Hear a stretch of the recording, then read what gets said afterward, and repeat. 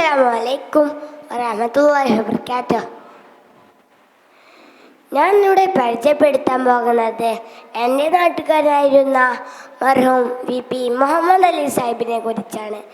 കേരള ജമാഅത്തെ ഇസ്ലാമിയുടെ സ്ഥാപക നേതാവായ അദ്ദേഹം ഹാജി സാഹിബ് എന്ന പേരിൽ അറിയപ്പെടുന്നു. 1912 മലപ്പുറം ജില്ലയിലെ വളാഞ്ചേരിക്കടുത്തുള്ള ഇടയൂരിലാണ് ഹാജി സാഹിബിൻ്റെ ജനനം. ഖിലാഫത്ത് സമരത്തിൽ പങ്കെടുത്തതിനാൽ 2 വർഷം ജയിലിൽ വസിച്ച വലിയ പറമ്പിൽ പോക്കാമുട്ടി ഹാജിയാണ് പിതാവ്. മാതാവ് ചെങ്ങമ്പള്ളി ഫാത്തിമ. 4ാം ക്ലാസ് വരെ മാത്രമേ അദ്ദേഹത്തിന് പൊതുവിദ്യാഭ്യാസം നേടാൻ കഴിഞ്ഞുള്ളൂ.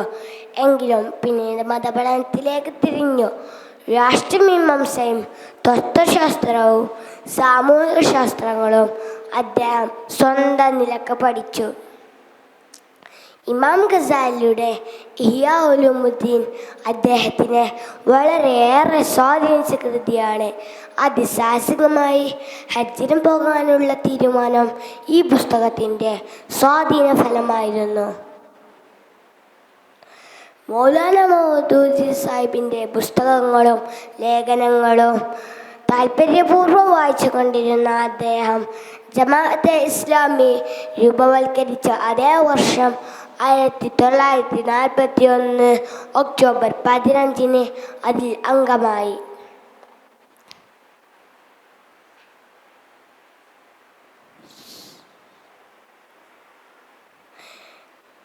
ഇസ്ലാമിക ഗവേഷണത്തിനും ഇസ്ലാമിക പ്രവർത്തകരുടെ പരിശീലനത്തിനുമായി മൗദൂദിയുടെ നേതൃത്വത്തിൽ പഞ്ചാബിലെ പഠാൻ കോട്ടിൽ സ്ഥാപിതമായ ദാറുൽ ഇസ്ലാമിലേക്ക് പോയ അദ്ദേഹം മൗദൂദിയുടെ ശിക്ഷണത്തിൽ 9 മാസം താമസിച്ചു.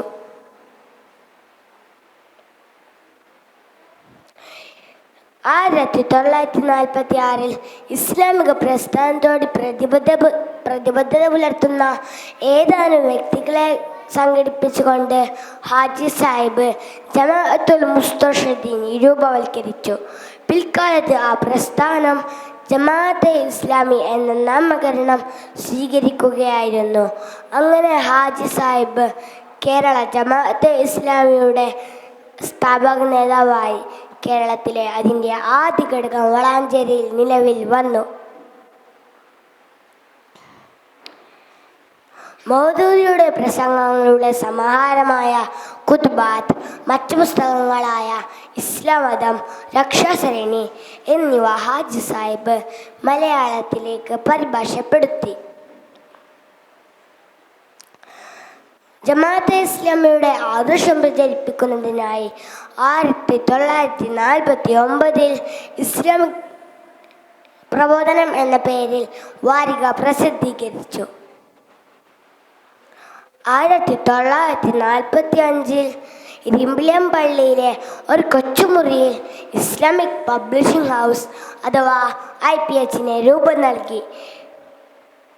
ഇസ്ലാം മതം IPH ആദ്യ പ്രസിദ്ധീകരണമായി പുറത്തു വന്നു. പണ്ഡിതനും പ്രാസംഗികനും എഴുത്തുകാരനുമായ ഹാജി സാഹിബ് കേരളത്തിൽ അങ്ങോളം ഇങ്ങോളം സഞ്ചരിച്ചുകൊണ്ട് ജമാഅത്തെ ഇസ്ലാമിയുടെ ആദർശം പ്രചരിപ്പിച്ചു. പ്രബോധനം കുട്ടികൾ ചുമന്നുകൊണ്ട് കുച്ചുപ്ര റെയിൽവേ സ്റ്റേഷനിൽ എത്തി ഓരോരുത്തരെയും കണ്ട് ജമാഅത്തെ ഇസ്ലാമിയുടെ സന്ദേശം പ്രചരിപ്പിച്ചു. മരിക്കുന്നതുവരെ കേരള ജമാഅത്തെ ഇസ്ലാമിയുടെ അമീർ ആയിരുന്നു അദ്ദേഹം. 1959 ഒക്ടോബർ 2 ജമാഅത്തിൻ്റെ പ്രവർത്തകരുടെ യോഗത്തിൽ പങ്കെടുക്കാനായി കൊടിഞ്ഞിയിലേക്ക് പോകുമ്പോൾ ഈ മാതൃകാ പുരുഷൻ ഇരാകവാസം വെടിഞ്ഞു.